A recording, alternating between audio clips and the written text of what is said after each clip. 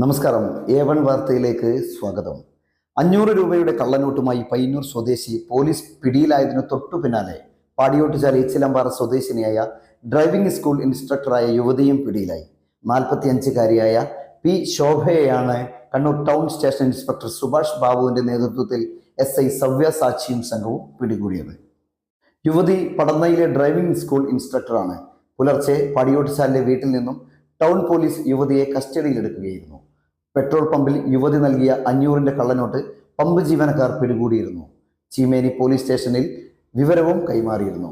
കഴിഞ്ഞ ദിവസം പയ്യന്നൂർ കണ്ടോത്ത് കൂർബ ഭഗവതി ക്ഷേത്രത്തിന്റെ സമീപത്തെ കിട്ടുവയൽ സ്വദേശിയും ചെറുവത്തൂർ വാഹന മെക്കാനിക്കുമായ ഷിജുവിനെ കാൾടാക്സ് ജംഗ്ഷന് സമീപത്തെ സൂര്യ ഹെറിറ്റേജ് ബാറിൽ 500 രൂപയുടെ കള്ളനോട്ടോടുകൂടി പിടികൂടിയിരുന്നു.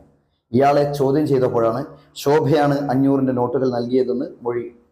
ഇയാൾ റിമാൻഡിൽ കഴിയുകയാണ്. വളരെ ആൾപ്പാർപ്പ് കുറഞ്ഞ സ്ഥലത്ത് അധികം പഴക്കമില്ലാത്ത വീടും ചുറ്റും ചെറു കൃഷികളുമൊക്കെയായി അധികമാരും സഹവാസമില്ലാത്ത ജീവിത രീതിയിലൂടെ ജീവിക്കുകയാണ് ശോഭ. ഇവരുടെ കൂടെ ചന്ദ്രൻ എന്ന പേരിൽ അറിയപ്പെടുന്ന സണ്ണി എന്നയാൾ താമസിക്കുന്നു. ആരും വീട്ടിൽ കയറി ചെല്ലാതിരിക്കാൻ 2 നായ്ക്കളെയും സിറ്റൗട്ടിൽ കെട്ടിയിട്ടിരിക്കുകയാണ്. ഇവർ 10 രൂപയുടെയും 1000 രൂപയുടെയും 2000 രൂപയുടെയും 200 രൂപയുടെയും നോട്ടുകൾ സ്ഥലത്ത് നിന്ന് പോലീസ് കണ്ടെടുത്തിട്ടുണ്ട്.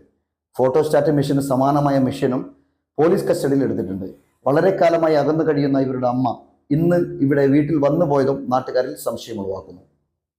മലയോര മേഖലയിൽ നിന്നും രാജ്യസുരക്ഷയ്ക്ക് തന്നെ ഭീഷണിയാകുന്ന കള്ളനോട്ട് നിർമ്മാണവും വിതരണവും വിദഗ്ധാന്വേഷണം നടത്തി ഇതിന്റെ പിന്നിൽ പ്രവർത്തിക്കുന്നവരെ കൂടി കസ്റ്റഡിയിൽ എടുക്കാനും നിയമം നടപ്പിലാക്കുവാൻ തയ്യാറാകണമെന്നും നാട് ഒന്നാകെ ആവശ്യപ്പെടുകയാണ്.